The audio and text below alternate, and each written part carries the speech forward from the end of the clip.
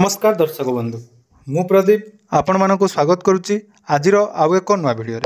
तो ration card को नहीं आपण मैंने जानिथिबे राज्य सरकार तरफ गोटे बहुत बड़ घोषणा करा जायतिला जो थे राज्य सरकार योग्य हिताधिकारी माननकु चयन करने ई केवाईसी प्रक्रियार आरंभ करेंगे बोली घोषणा करा जायतिला एनई मध्य पूर्वर जहाँकि मंत्री अपडेट देते जे सरकार तरफ जो राशन सामग्री मिलूँ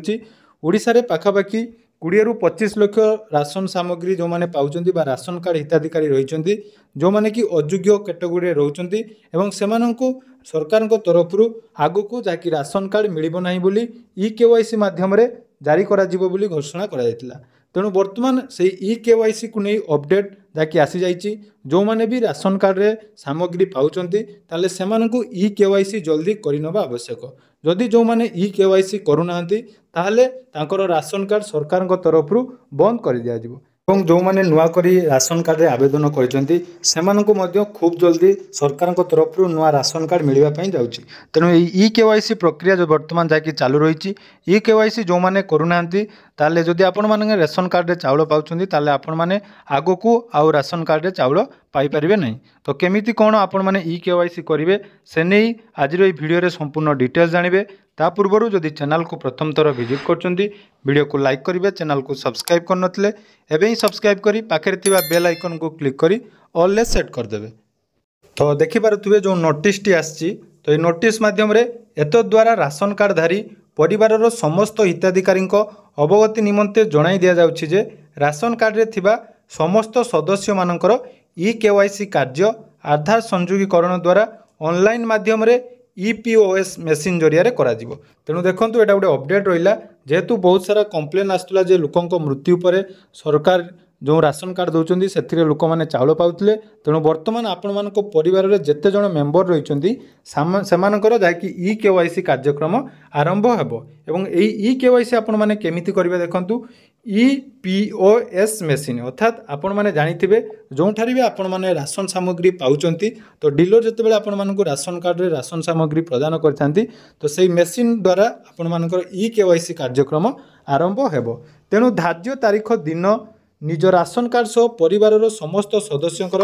आधार कार्ड नहीं राशन डीलर पाखक जाई ई केवाईसी कार्य कराई नेबाई जणाई दिगला एवं यह बाध्यतामूलक अटे जो सदस्यंकर ई केवाईसी कार्य करा नजिवो सेमानक नाम राशन कार्ड रु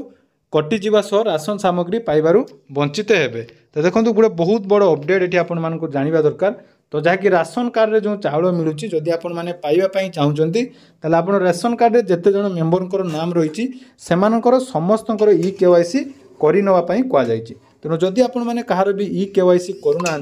ताले सेमानकु एथिरे अंतर्भुक्त करा जिवो नाही तेणु सरकार जो कहिसंती तेणु परिवार समस्त आधार सदस्यंकर ई केवाईसी कंप्लीट करेंगे एवं डेडलाइन देखो रही यही कार्यक्रम 22 तारीख रु ऑलरेडी आरंभ हो सारानी 22 रु 25/9 अर्थात 25 सेप्टेम्बर पर्यंत पाखापाखि एक मास चालू रहिबो तेणु एक मास भितर आपण माने निहाती राशन कार्ड रे कि ई केवाईसी करनियंतु पुणी थरे जानि रखंतु ई केवाईसी कार्यक्रम आपण मानकर जो डीलर रहिचंती से डीलर माने ई केवाईसी माध्यम रे आपण मानकर परिवार समस्त मेम्बर को एथिरे अंतर्भुक्त करेंगे जदि आपण माने एलिजिबल रहउचंती ताले परवर्ती समय आपण मानकु राशन कार्ड रे राशन सामग्री मिलिबो आ जो मानकर नुआ करी मध्य आवेदन करिसंती सरकार मध्य खूब जल्दी एही